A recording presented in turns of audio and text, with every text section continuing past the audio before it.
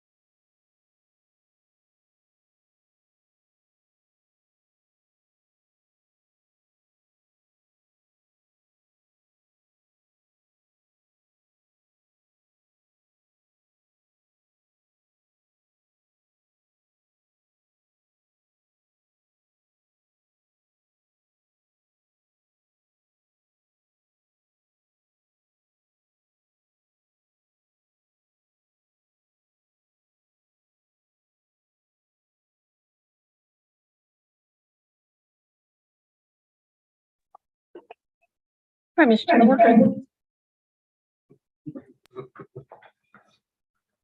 Okay. All right, let's call the May 11th, 2023 Planning Board meeting to order. Ms. Tanya, you've got opportunity to do a roll call for us tonight. Yes, sir, we can. All right, has everybody had opportunity to look over minutes from our last meeting? Make a motion. Second. We have a motion and a second. All those in favor signify aye. Opposed, no. Motion carries. Ms. Tanya, is there any public comments at all? Yes, sir, let me sign up. Okay. Anything from the Board of Commissioners? I don't see nothing for new business. Old business is minimum lot sizes. Ms. Tanya, what do you have for us?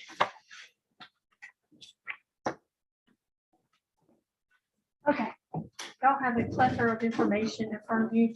In the packet, we put information from the land development plan. There was some discussion last month about public input, or what the public has said or would say about lot sizes. That was done a couple years ago, but relatively soon, since now. And we also have before you a spreadsheet that kind of gives you some ideas of counties across the state, counties around us. And I believe Burlington City is on there for what people are doing with their lot sizes. Counties, and some of these have their own water source system, some don't, some have zoning, some don't. So there's some notes on there to kind of give you some guidance on that. Last month, there was a lot of discussion about the public, what they would be interested in lot sizes. This board has talked about that for a few meetings and kind of where's the best number, where should we land, things like that. So it was asked of staff to kind of think about some public input, how we would handle that kind of thing. Staff proposes that for the June meeting, to make that a public input session and do invites to the general public. What we did during snow camp and part of the way through the land development plan was to take Facebook. You can pay for opportunities on Facebook for geographic for the county and for how long you want to do that. We're proposing a 2-week advertisement to have everyone come to the planning board meeting in June. And then we'll put out on our Facebook page, our website, the county's website, their Facebook page to kind of put a massive invite out. Thought about other groups we could specifically go for, and y'all probably have some other groups, but we were talking about doing a home builders association, realtors association for Alamance County, shoot it out to some of our surveyors that we do regular work with. Don't know if there's additional groups that y'all might be interested in us reaching out to as well. That's staff's proposal. Of course, y'all can take that, and I'm sure you have great ideas to go along with that.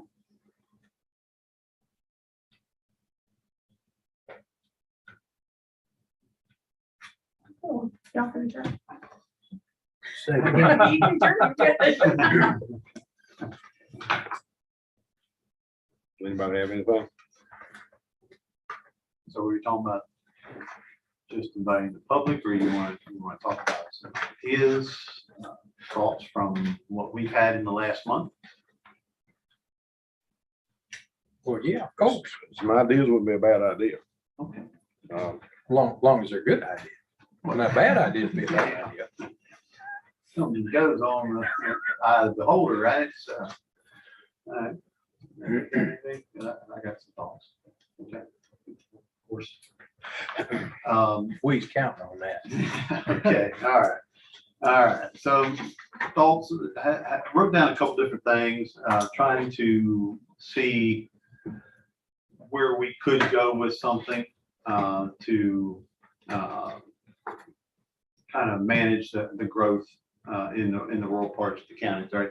So we have the land development plan, and that was the vision of 2020, and that was what was kind of in the land development plan as it was approved back in November of 2020, as guidelines, and conferred with Tanya and Ian on this, and that's is guidelines, so nothing set in stone, right? Some of the things I brought up last time in April was maybe the idea of using land spacing and setbacks. Other thoughts I had was that was brought up before, just a flat increase of acreage, for lot sizes or whatever it's going to be. Then I got on to thinking about the land development plan, and the Vision 2020 was possibly using the maps in there as boundaries, outside of what we have municipalities and EDJs, those kind of things, but it gets into the rural parts of the county. And maybe there were some different colored maps in there, talking about, and then some of it was associated with the small area plan, and those particular things. But like a rural hub, like Snow Camp, for example, or Eli Whitney or Saxville Hall, and then it kind of went out to different interpretations of what would be a true rural area. Kind of in a little bit closer was maybe a residential rural area. And I know, Tanya, you probably have that land development plan. Is that a possibility? Pull that up. Computers or the screens are not working. for us Okay. to pull up tonight. Okay. It is on the website if anybody wants to look at it separately. So some of the thoughts were,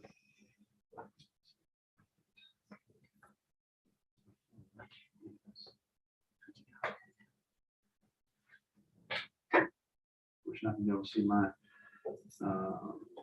computer here, my iPad, but we had maps that look like this within the land development plan. All right. All right. And it kind of highlighted, what they were at the time were considering. A lot of this was developed through the planning department and through Yeah, we did a lot of public outreach. Right, we did have a lot of public stuff, so, and for example, agriculture was this one color area. Then they had like a little bit more of a rural residential area, and then they had business hubs, set up around different, crossroads and stuff like that. There were other maps in there that this was part of the small area plan that kind of highlighted in even more detail of what these areas were like. Okay. And then of course we went into, there were some scenarios part of the vision. There were some scenarios part of the vision of agricultural rural area. I mean, it's different. It all had the same thing. All had the same thing to manage growth and to maintain the agricultural rural character, right, of the county and those areas, right? So I don't know. We could possibly come up with some different things. Use that as the tool, the land development plan. It could be. Let's see. When you started that, don't you go back into the zoning thing? Well, not necessarily. Not necessarily. It would be language that would have to be written into 6.9 and 6.7. I'm sure of the. Or, yeah, we have to Right. write it into the subdivision part for sure. For sure. That 6.9, 6.7 is the mobile home ordinance, which are very they're similar pages, right? Lot size and numbers exactly the same. Yeah, They actually exactly. have a larger lot frontage than a single family lot. Yeah, so, you know, we may get back into both those sections with something like this. And you could use, I just wrote down some, like the rural center, maybe it's a 30,000, maybe it's a 1 acre. Maybe you get out into that lighter green area and it's 2 acres. You get into the darker areas, maybe it is 5 acres. I know you brought 5 acres up when we were talking previously in other meetings back in January. And it could be tied to different things of present use, all right? You know, is the farm in a present use? Can we divide that up maybe within 3 years? I don't know, just tossing out different ideas and thoughts I had. Mhm. So, I mean, I don't know how y'all would feel about starting with that. Flat lot size, I don't know, the land spacing and setback ideas, I tried to reconcile that, and I don't know where we use that in the HIDO or that section, 6.5, we have a guideline of what we're staying away from. Church, home, school, this and that, yeah. In a subdivision, I'm not really sure not that you wanted to stay away from, say, like a bona fide farm, you know, use land spacing or setbacks within a bona fide farm. That would be something that we get input from Eric, you know, how he feels about, you know, new subdivisions next to his farm, because he had expressed concern in the past that could be a problem. Yeah, we got his opinion about Yeah, an existing subdivision beside his farm. yeah, So a new one. Yeah. You'd think that the sentiment would be similar. yes, sir. Yes, sir. So those are just ideas. I don't know if anybody else has some thoughts over the last 30 days. Well, to get it to work, I mean, I understand what you're saying, and I'm not gonna say you're wrong. But, you know, right now, we've got a 30,000 square foot minimum countywide, with the exception of this, you know, water and sewer in an ETJ situation. Right. All right, so, I'm not so sure that if you got out, and I understand what you're saying, residential ag areas and things of that nature, I'm with you there.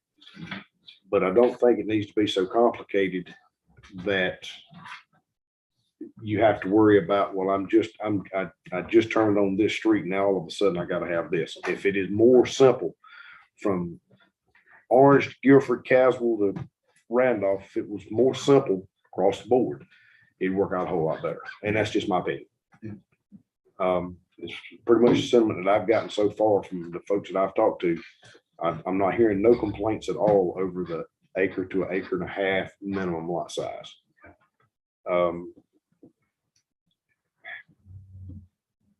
And even with the minimum lot size, I understand, and here's the thing, sometimes topography will prevent that from happening anyway.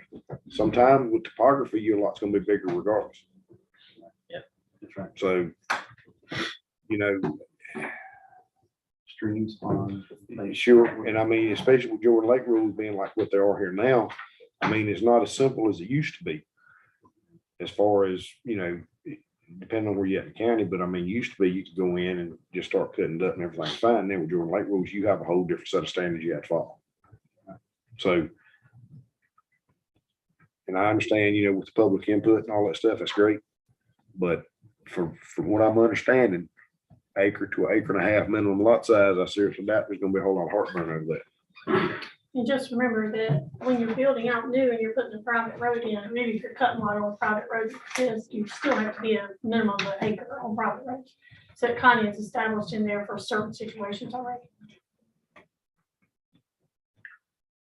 Yeah, because my only concern is with the land development plan is, are we considering neighboring counties and kind of how their growth is and how it encroaches, and you know how that game gets played. Crossing the county quote unquote lines, and what are their plans on the edge? Because it wouldn't make sense to have a plan where we got tremendous space or land spacing on the edge of our county line, but then right next to it doesn't, because it kind of defeats the whole purpose. So just something to consider, not that it's an absolute, but just something to consider. What are the neighboring counties around Alamance? Is we touch what, 3?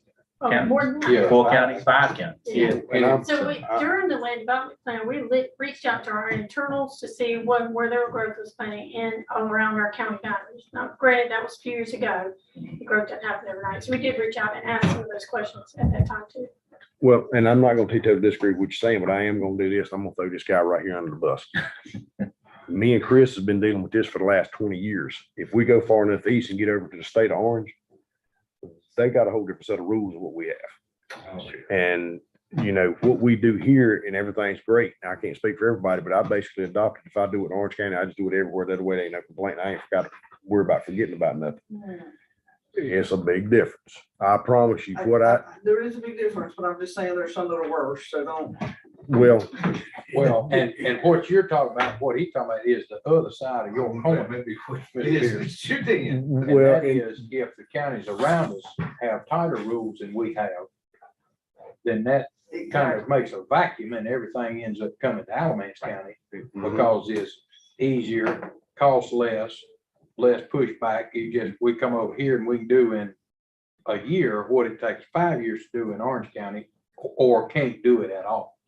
well, and this comment was made to me 20 years ago. And Chris back there, he knows he knows the guy. We're gonna let the name stay out of it. He was a builder. I think he might still be doing a little bit now. But I remember him saying, Alamance County is the hottest place in the state. And I said, how do you figure that? He said, you got two major highways that runs right through the heart of the county. 2.5, 3 hours you can be at the coast, 2.5, 3 hours you can be in the mountains, and the climate here is not that bad. So we've already got it on us as it is. Okay, and not being ugly, but Guilford County and Randolph County didn't give a fiddler steaming bowl of porridge what we thought about that mega site they started up down there. And they gonna build in that side of Alamance County. Well, from what I'm Well, that understanding, in the next 10 years, what type of growth we projected, sir? Well, the story I heard was unofficially is 500 a week for the next 10 years, total of 60,000. About double the population that we currently have. Pretty much. Well, now that's inclusive of the municipalities. So where we are now in Alamance County is a generic 180, 185. And we're looking at 250,000 in 10 years. True that, but I mean, the municipalities can't grow but so fast because they can't build houses on top of houses. Unless they start Well, annexing, taking any more You property, know, which is in the my county. question in this whole thing is, and there's been a lot of talk about affordable. Well, first thing I'd like to do is have somebody define affordable for me. And I'm asking that from a rhetorical perspective. Yeah, I'll take a stab at it. My thoughts on affordable is when you look at the median household income for the county, can they afford it? That's affordable. So the cost of the housing would be 30% roughly of the median income would go to housing in a normal budgetary situation. So that would be deemed affordable. Granted, you got extremes on both ends. That's why the median is used as that average. And that's what I would determine as affordable. So if we wrote something in a lot size restriction and it was in compliance with what you just said, we'd be all right legally. And you're not the county attorney, but does that sound right? Because that's what we're trying to do here. We're trying to come up with something that can be defended in court if we need to. I'm gonna flip this conversation. If you're talking about the kind of growth you're talking about, then the value of the land is gonna go up, affordability is gonna go out the window anyway. Well, then do we really need to spend a whole lot of time on affordable? I think when that conversation came a few months back, it was related to if we have the super large 5-acre lots and what the average cost of an acre now or a 5-acre lot is. Would that be affordable to a good chunk of the county? And that answer at that time was no. But I don't think that's being discussed anymore. So that 1 to 1.5, I mean, No, I Okay, don't know what. Well, anybody thinks so, on so that. here's my concern. Or the affordability. If we look at Alamance County and see that we've got X percentage of school teachers, percentage of blue collar people, and we determine what our medium income is, and we set our lots up and we sell them so that 30% of what the Alamance County people can afford. And we got Randolph, Guilford, Chatham, Orange, all these counties around here that's making twice what we're making here. Now they can come in here and buy a lot, build a house on it, live in it for 22% of their income, for 18% of their income. Well, guess what? Those of us that's already been here have got to get the infrastructure, got to get the roads, get the schools, get all that stuff up to support this influx of people. Is that fair to us? Because remember, we ain't making what they are. Well, see, now that brings up the question of affordability. Affordability is a kind of sort of a double-edged sword. Because everybody can't afford a Bentley. There's people out here that they can afford a Chevrolet Chevette. So that doesn't mean what we need to do is make the rules suitable for everybody to be able to buy Chevrolet Chevette. Here's the deal. If you work hard enough, if you want your vacation home, go buy it. If you work hard enough and the best thing you can afford is a Ford pickup truck, God bless you. The thing of it is affordability. That's a loaded part right there, because everybody can't afford the same thing. Yeah, I agree. I think the intent is not to make everything affordable. I think the intent is to make sure that they have something to go to. Like, you can't make all the lots that are currently available for the median household income. That's not right, and accessible to everyone that falls within the median. I think that's not the intent at all. It's not, because now let me be clear on this, because I was the one that brought this up. But until I started hawking on this, there was no conversation about it. And my intent with this is not to put people out on the street on no level. But I'm not trying to get Sears and Roebuck's pup tent sales to go up because of what Rodney come up with. They're not doing that at all. But what I am genuinely concerned about is, because I live down in the part of the county where we got good dirt. I don't want to see them 60,000 people getting their mail at what we natives refer to as Route 2 Graham. Yeah. I'm not interested in that on no level. I don't want that mail coming through Route 1 Snow Camp. Because now, is that discrimination? Well, It depends on who, probably. it depends on who yells it. Yeah. Okay, and you're correct. Affordability is relative. I mean, when I think expectations of some of the, people starting out nowadays, they want what you have right away. Okay, so I didn't do that. I mean, I started out, worked my way up. Okay, so when if you're talking about affordable land and you're starting out, you're getting out of Southern Alamance High School, you're gonna go out and buy 10 acres right away? No, you're not. Likely. You're not. You're probably gonna end up like me and Donna started. We started out in an apartment, and then we bought a lot, and we put a small house on it, and then eventually we bought some property, put a bigger house on it, and that's just how it went over our period of our life. Right. Okay. So affordability, I get what you're saying, but I think that's all relative, and we got affordable. If you come into a community that has public water and public sewer, you can build on an 8,000 square foot lot. Right. Right. So to me, affordability is not really what we're talking about. We're talking about density and managing growth. All right. So in where we have public water, public septic, or combination of one or the other, we have smaller, more affordable lot sizes. Yep. All right. That could go for 6.9, it goes for 6.7, and the whole number, the whole thing, subdivisions and mobile homes. Okay. What we're talking about is managing the density from this potential growth in the rural areas that have wells and septic.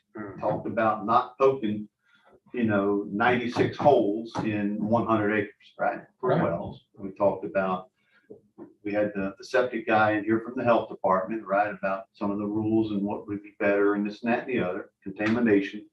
So through this thought process, why I came back to the land development plan, because in the land development plan, when they came up with these recommendations for future land in the rural residential and the agricultural areas, they talked about the rural residential, maybe one dwelling per 2 acres. And then they came up with possibly in the agricultural area, pretty much where I live, Eric, and you live, one house per 5 acres, maybe a percentage of one house per 3 acres if there was certain open space. I mean, it's all right here that was approved back, back then as guidelines. So I don't know. It depends what we want to, what the objective is here. Are we trying to manage density? Are we concerned about all this growth? Are we worried about our taxes going up? I don't know.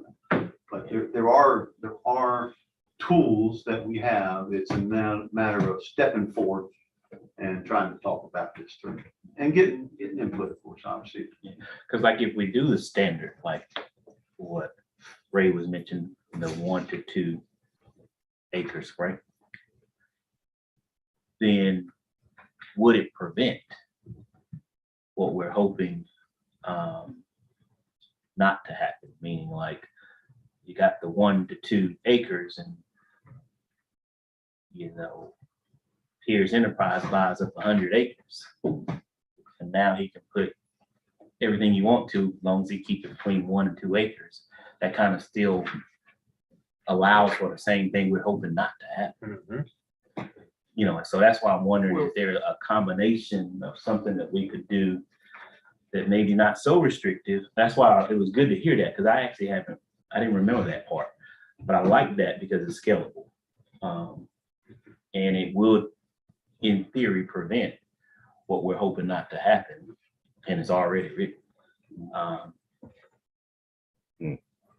But on the affordability thing, if you have an acre to acre and a half lot size, he said 8,000 square foot there. And you got water and sewer. Well, 8,000 square foot where you got water and sewer may cost a man as much as 2 acres out in the country. I think that It's also got- true. it depends on where that 8,000 square foot. Right. You ain't gonna come downtown Graham or Burlington, and get 8,000 square foot. You probably got the county and get that 2 acres. Yeah, and When not you're going to. and not people speaking from for Sandy, affordability. but I think when she brought that up, Yeah. she was thinking that it's only right if we make it so that whether a person who lives in Alamance County want to live in the country or the city, that they actually could afford it, or at least find some place to go. And that her concern was if we had 5 acres, then if you just take the median household income, they couldn't buy anything out in the country. So they want to live in the country too. Don't mean they're gonna find every parcel in the county affordable, but they can find something. I think that was her whole thought process, that whether, to give them that option, not price them out. Well, affordability of a lot is not going to necessarily be just regulated to lot size. It's also going to be, from a realtor standpoint, I would think that the price of that property is going to be reflective to the community that it's in. So Well, whether there's it's, that. Of course, she also said that, most people she talked to that were looking for land were looking for 3 acres. Mhm. She just didn't have any inquiries about an acre. Yeah, and that same thing with my wife. She got it yesterday. They looking, if they want to live in the county, they want some acres, not 1. So, but do you have, like, most of these counties have, the ones that have zoning have major developments, correct? They have different ways to subdivide. If it's a major subdivision of 100 houses, they have other rules. Is it fair for them to come in and put 100 houses and then not put the roads in for the fire and all that stuff that should go with it? So here, if you're building anything more than 3 lots, there's some infrastructure requirements and the fire marshal's requirements come in. Oh, so it's already in place. So In our subdivision ordinance talks about class 1, class 2, class 3 roads. Class 1 goes up to 4 lots and then it jumps up. Once you get upwards of 14, you're meeting DOT standards, except for using gravel instead of pavement. And then fire marshal's coming in and at 100 lots, you have to have 2 accesses into a subdivision. He needs his larger cul-de-sacs, those kind of things. We take them through what we call a technical review committee, which Rodney sits on and Sandy sits on, alternate. And they go through that process. So it's a little bit different than a minor subdivision where you don't have the roads and things, or you cut all your lots on a main road or DOT road, different review process. You're only meeting lot sizes really on those really small projects. But they're not currently required to have any open space or Not at this time. not this time.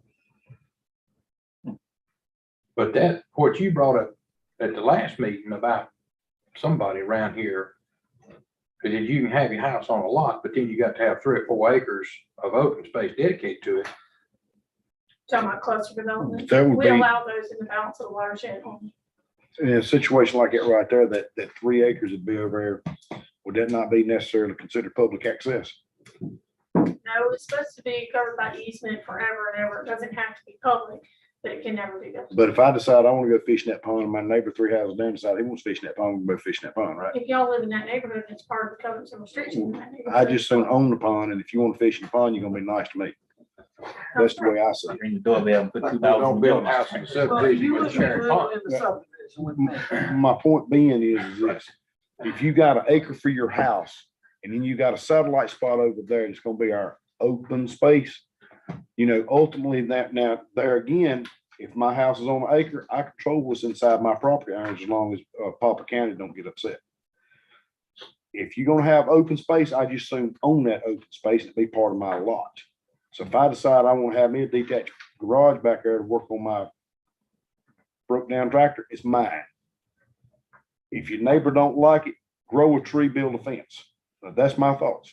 If you're gonna be the subdivision, they're probably gonna be restricted covenants. And You're that not means- gonna be working on your tractor. Then in that the means that I backyard will never live in a subdivision. I'll own the tract land myself. Everybody, Good neighbor. So at the everybody else end can of the have a day, pack of peanuts and a Pepsi and have a great day. if you've got 1 acre for your house and 4 acres dedicated open space, that's still 5 acres. And if you got a 100-acre tract of land and you got 20 houses on 1 acre each, right there, and you've got 80 4-acre parcels behind it with nothing on it, you still only got 20 houses on that 100 acres of land. And I'm good with that, regardless of whether you can work on your tractor in your backyard or not. Well, I'm gonna do what I want to do. So there you go. I'm candidly a little surprised that you wouldn't just have your wife bring it in the house and make soup out of it, and eat it at the kitchen table. Rather than working on the back garage. But it's, I guess it's But just a at the class end I of the grew up in. day, there's only 20 dwellings on 100 acres, All right, so there's as 20, opposed to 136 on that 100 acres. okay, now, 20 dwellings on 100 acres. You got an acre, you got an acre, you got an acre, and I got an acre. That's 4 of us. We got 1 acre. That includes our driveway, our yard, our McMansion cookie cutter. All right, and a couple of trees out there in the yard. But you got that other 80 acres back there. Once again, I don't like you because you run across my mailbox and I'm upset about it. So now you're gonna go back there behind my house on that open space. I mean, I've got, Somebody got to own that. that's what I'm talking about. Somebody needs to own it. The hell with the HOA because I don't like HOAs in the first place. I don't like HOAs. I hear you, but it goes with HOA. Well, It can never be we- cut, it has to be maintained, there's language in there. right, well, who's gonna pay to maintain it? The HOA. Once again, I don't like HOAs because I dealt with one of them down at Mill Creek.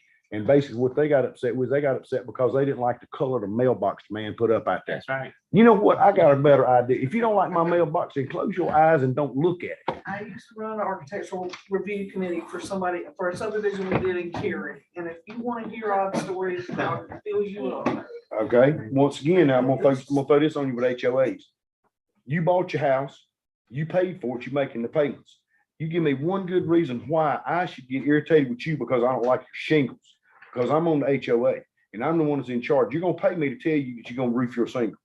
I got a problem with HOAs. I don't like it. You know, but you're looking at this thing wrong. And cause I had to do the same thing. About 15 years ago, I was sitting right out there and I couldn't get my head around it. And one of our former board members, friend of mine and yours, not gonna call his name, but he explained it to me after the meeting. And I got it. So I'm gonna explain it so everybody can hear it now. And it's a review for me. Where I live right now, my dirt, I pay the tax on it. I'm responsible for it. If I decide to move and buy somewhere else and there are restrictive covenants on the deed, or there's a homeowners association or whatever, it's somebody else's responsibility to bring me up to speed with all of that information at the closing. That's correct. So when I get the keys to my new house, I know moving in on day one, what all I can and can't do and why, and what it's gonna cost me. And it is not right for me in my mind to compare you living in a subdivision with restrictive covenants and a homeowners association and all like that right there to me living out there in the country on family land that's over 100 years in the family. This, you can't draw those conclusions because there's never a point where those two lines will connect or even they'll cross, but it's a wreck when they do. So we're talking about two different things here. It's a choice. It's a choice where she lives and a choice. where you- That's right. Choice, making that choice. And that subdivision decided to do that and just don't buy there. Right. Correct. And that's what we did. So we live in the county. Yeah. And the builder tried to force upon us HOAs and a fee. And I said, well, and we were the second house in there. So I said, well, what is that fee gonna cover? It's gonna cut the grass in the front right there by the stop sign? Nope. Gonna put a light pole at the end of the street? Nope. What are you gonna do? Nothing. Just wait and see if somebody in the neighborhood breaks one of the rules, and then we can use some of that money to take them to court if we need to. I said, so why do we need to pay you to do that when if somebody had an issue, restricted covers are already in place, which get filed with the courthouse. So if somebody is going against the restricted covenant, if the neighbors decide they want to get together and sue, then they can do it. But I don't know about you, but none of us care what you do in your backyard. The problem is, so we just have restricted covenants, is the long story short. However, right behind us got annexed. 100 units, 100 and some odd units. Behind us, HOA. So now they pass right by ours, which granted, everything still looks great now because we're all the same ones that moved in there, lived in there. So there is a difference. So they did meet, or that there is a possibility they could meet, but there's nothing you can do about it because you can't stop annexation. But we're still in the county. We'll accept it. They're in the city with city water and city sewer and services, but they have way different rules than we do. And we don't want no parts of that. That's just how it is. But I think at the end of the day, I don't care too much for HOAs, but myself, but I understand the purpose, and it's supposed to be to protect the area in which you live in. So that's why a lot of neighborhoods are on board with it, because of the one-off situations where somebody comes in not looking to protect the value of my home. So when I sell, it's going to be an asset, not a liability. Does that make sense to you? It makes sense, but I still don't like it. Right. I don't like it either, but I Because I understand mean, why. ultimately what it boils down to, and this is straight up, I bought my house, I've paid for my house, my taxes are paid on my house. My neighbor's not coming over and telling me nothing. Right. He can come over and ask me if he needs to borrow my weed eater, come on over to the house and get it. It's not a problem. But you're not coming over there and telling me, oh, well, your shingles need to be fixed on your house. You need to get it taken care of. HOA is gonna take you to court. You know what I'm gonna do? Exactly what I did just last week. When you bring up the idea that you're gonna take me to court, that's fine. I'm gonna call Julian Dobie. I'm gonna turn him loose on it, and I'm gonna let him handle it. That's what he does. And I'm gonna keep doing my thing. But I do not like HOAs, and that's the end of that story. I'm 56 years old, and I don't like them either. I will never You know reinvent about the wheel. that clicking in the train now, don't you? Yes, I do. Guys, wouldn't it be, behoove us to find counties that are similarly situated amongst these and see what they're doing. I mean, You saying geographically or like size wise or? right, and population, and where they're situated. I mean, you look at some of these and, you know, Ray and I talked about Ocean Island, Oak Island, Brunswick County down there is the 4th largest growing county like in the country down there. They're expected to have like 60,000 homes coming in it. And you see what they did. That's not a county that I would compare necessarily. How many counties are left in North Carolina without zoning? Well, we had 9 a few years ago, but I know a couple of them adopted some, at least partial zonings. I think we're doing like 7 now. Because even Castle County has partial zoning. Right. I don't think at that time. They beat us to the buffet table. Yeah. I think, They beat us to the buffet table. That's kind of shocking for you country folk. I don't, zoning is not that bad. But once again, you know, I'm still stubborn enough that, you know, when I get to the house, I'm not gonna bother you, but you're not gonna bother me either. Now, that's just the way it is. And that's zoning, HOA, guy come through with his little security truck with his little green light on top of it. measuring your grass.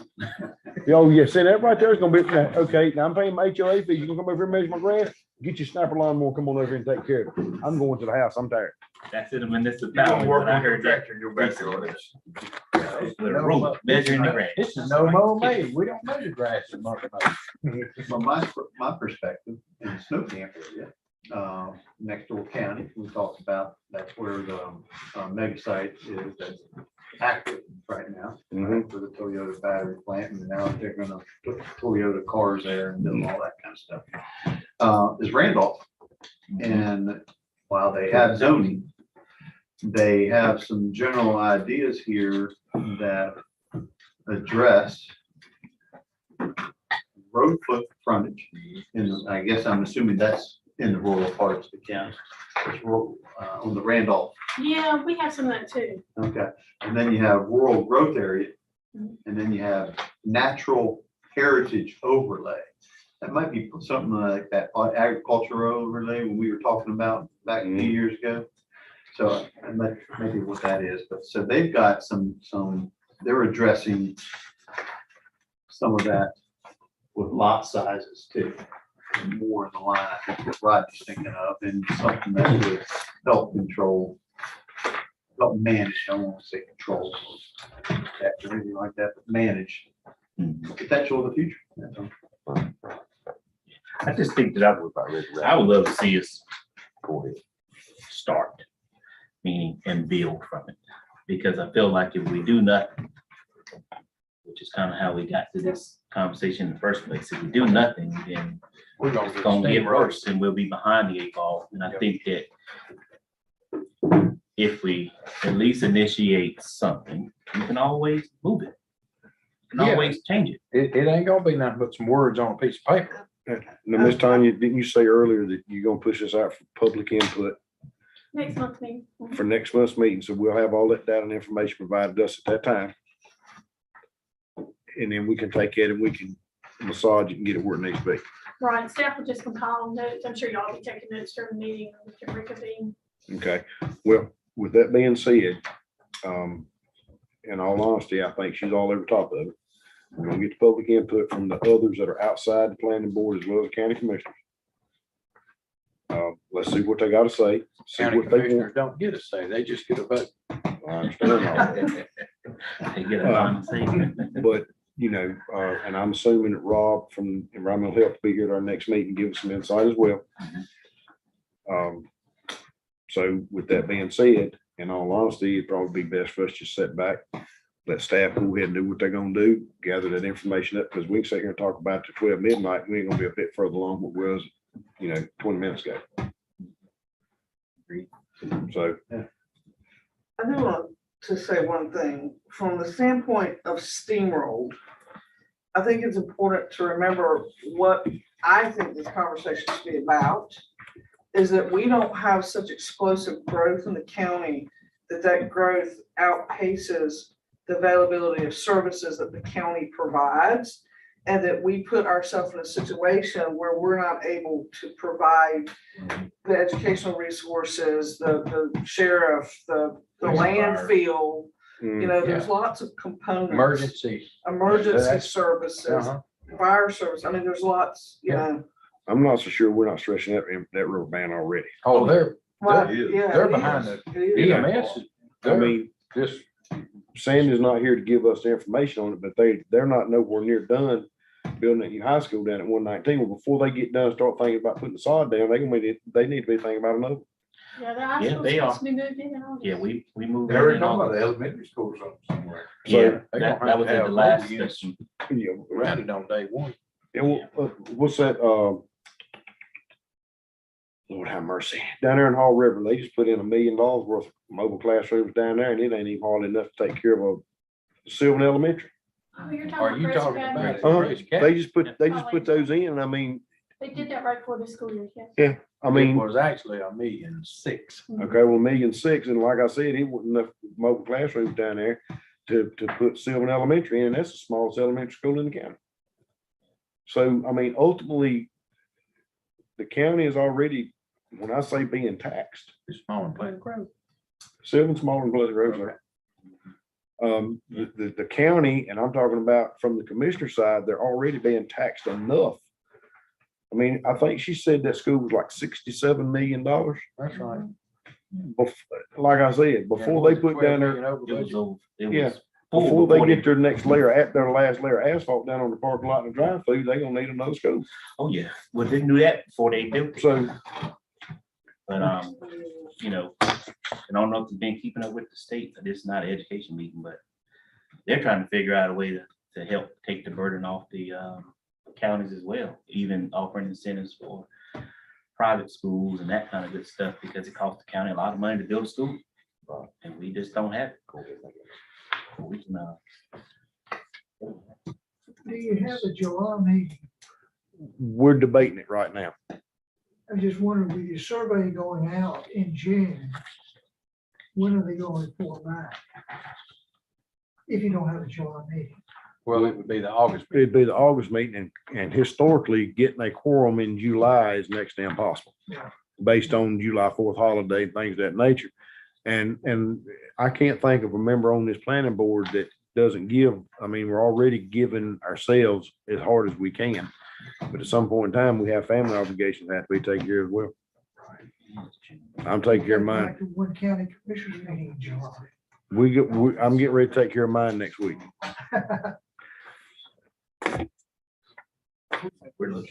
Go ahead. You want me to do it? Well, we make, Okay. do you have any thoughts on anything that's been said here tonight? Not really. I was concerned about putting out a survey in June and not coming back until August.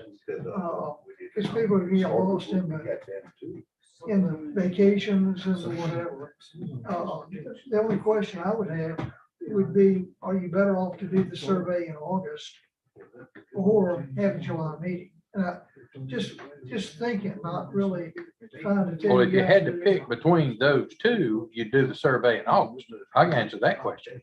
So you're. Well, on the flip side, if we don't have a meeting in July, it just gives the general public an extra 30 days to form their opinion. So I mean, your that's a bylaws thought. say that you can meet twice a month in any month, and it's what those, don't get me wrong, but we're the first Thursday, or we second Thursday? Second, third. Second and fourth Thursday. Yeah. So we could call a meeting in July, and just not be at the beginning, making it.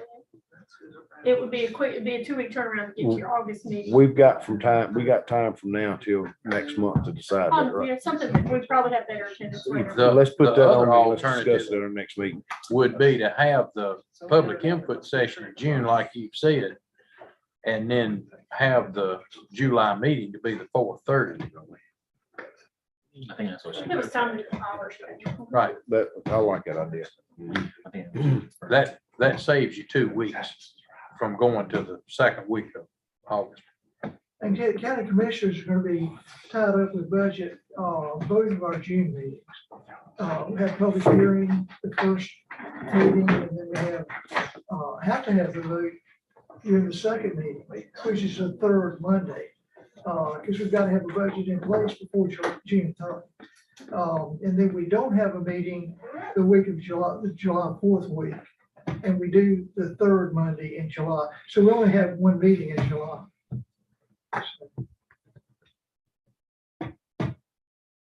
So we really got to August to get anything ready for y'all. Pretty much. Because with the budget and that, everything going on right now, And I've already set the agenda for this coming Monday, and it's already in concrete. So Except July 20th might could be that day, but I'll from the note give you your packets for next month. you can't do it, that's my birthday. Do you Happy early birthday. Happy birthday. So, yeah, happy early birthday. So Ray's just itching for something up here. I don't know what it is.